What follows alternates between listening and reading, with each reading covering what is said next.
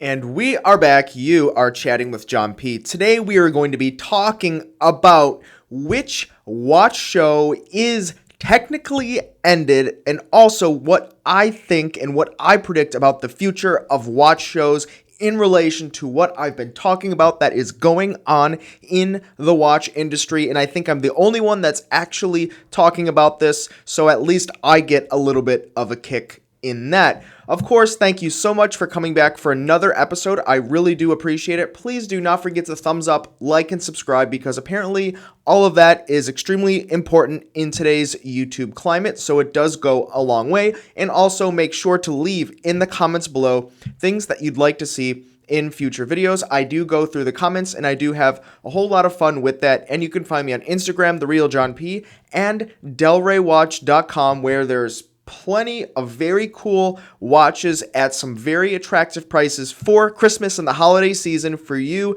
to get your last second stocking stuffers in before that time. So here's the big news, guys. If you're familiar with the watch industry, there's a big show that was happening every year that predominantly was started by Richemont Brands and the SIHH, which is a horological foundation where they were aiming to have a trade show essentially for watch brands that worked in higher end complications and a little more sophistication than your average everyday pump and dump type watch, which I do say in kind of a comical way, but it's just how the industry sometimes talks, and that's kind of what Baselworld had kind of progressed itself into. So looking at something like the SIHH, this has been a trade show that's become incredibly popular. Now, it was just announced that, in fact, this show is going to be ended or really rebranded to Watches and Wonders. Now, if you're familiar, of course, with watches, and a lot of you are, this is a watch channel. By the way, on the wrist, I have nothing. It's on my desk, and I'm already in the studio, so I didn't put it back on, but it is an Omega Seamaster wave dial, in case you are wondering.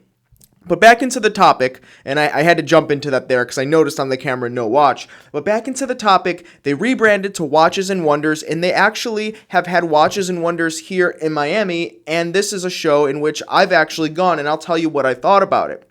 Now, in this press release about the rebranding or, potentially an acquisition of that Watches and Wonders brand, it's not totally out there yet, but nonetheless, Watches and Wonders, the person in charge is saying that essentially the show format is going to entirely change. Now, SIHH was predominantly a trade show, right? There would be some casual people or collectors that would come, but predominantly you would be dealers or authorized dealers. You'd go, you'd see all the nice, cool watches that were going to be released for the following year and place the order if so you choose as an authorized dealer. And, there'd be a lot of networking and socializing and things like that. Now in this press release, they're kind of announcing that there's going to be a whole lot more, and it's going to be aimed more towards the retail customer, right? More of an experience where you can go to Switzerland in the week right before Baselworld, so kind of the opposite of piggybacking off of Baselworld, but you get the idea, and you can go there as a watch collector. You can see some cars, some interesting things, some experiences, some workshops, some classes,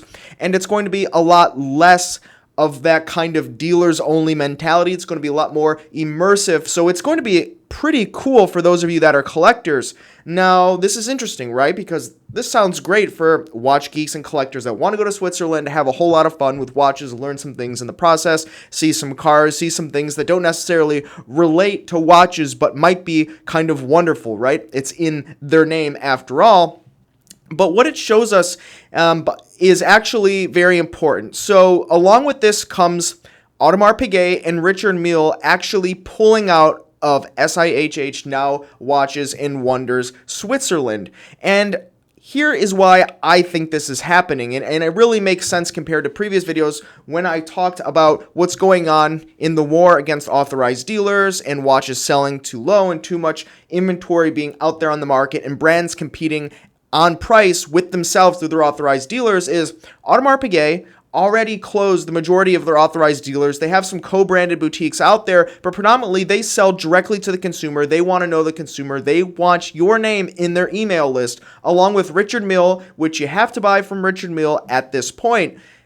They pulled out because what they see is that SIHH is really an attempt for predominantly Richemont, which is the largest backer of this whole event and fair and foundation, to really be able to sell directly to consumer. And when you see the previous videos where I talked about Richemont is really at a war with their authorized dealers because of the price discrepancies that are out there in the market, the gray market, and you see them selling, and you see in their investor reports that they're selling directly to the consumer. It's such an effort for them to build that better relationship that they currently don't have. Brands like Rolex, brands like Richard Mille, brands like Audemars Piguet have successfully been able to sell directly through either their web stores, e-commerce, or through their own company-owned boutiques directly to the consumer. And Richemont, while they have grown a lot based on their reports, they haven't been able to do it at the same level. So when you consider that they're backing this type of event that's all the way up until today, even previously with Baselworld, has been more of a trade show instead of a kind of like an art fair similar to a Baselworld where you go and everyone goes and you can be a collector and you can be a hobbyist and have a lot of fun.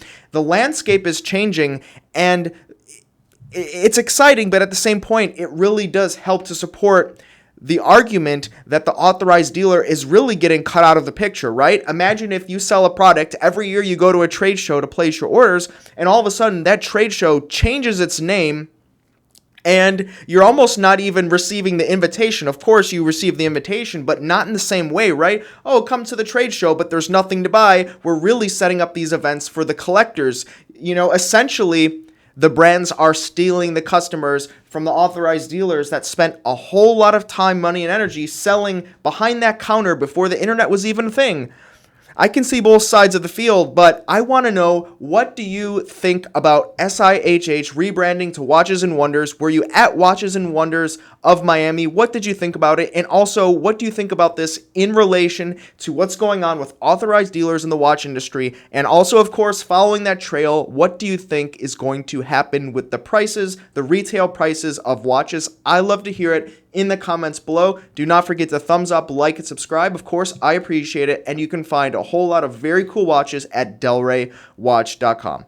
Thanks, guys. You have been chatting with John P. Ciao.